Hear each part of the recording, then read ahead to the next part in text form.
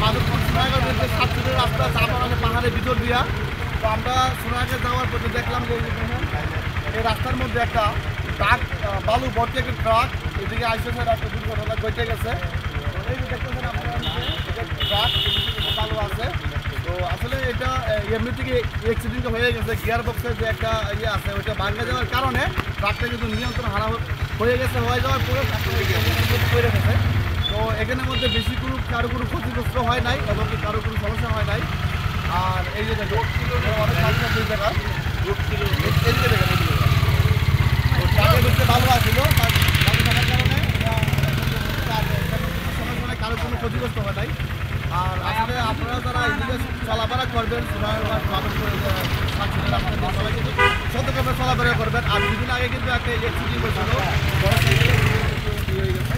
তো সবাই আসলে সবাই কিন্তু আপনারা সতর্কভাবে চলাফেরা করবেন, হ্যাঁ সবাই সাবধানে চলাফেরা করবেন। তো কারো কোনো ক্ষতিগ্রস্ত হয় না, ড্রাইভার সাথে কোনো ক্ষতিগ্রস্ত হয় না, দেখে সবাই আপনি ভালো আল্লাহ সবাইকে বাঁচিয়ে রেখেছে। সবাই সাবধানে চলাফেরা করবেন। হঠাৎ করে অ্যাক্সিডেন্টটা হয়ে যাচ্ছে।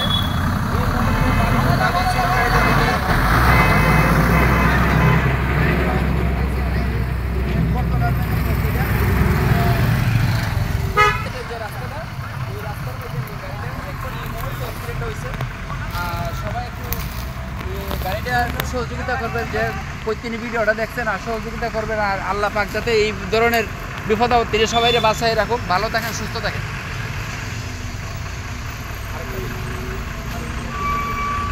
ভালো গাড়ি না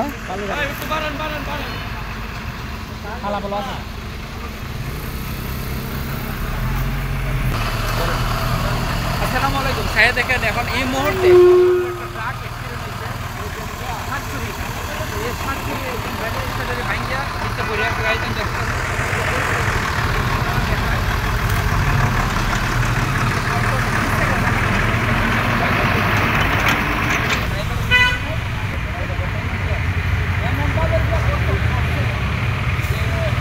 অনেক একটা গভীর একটা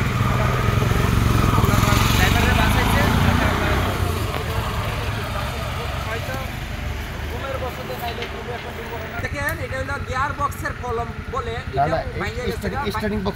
স্টার্টিং বক্সের ওইটা বাইঙ্গা সেরা নিচে গিয়ে গর্ত করছে। ড্রাইভারের কোনো দোষ ছিল না, আল্লাহ পাক বাঁচাইছে।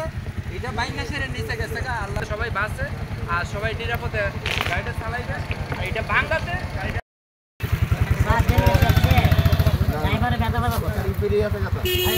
চলো রে, গাড়ি গো গাড়ি।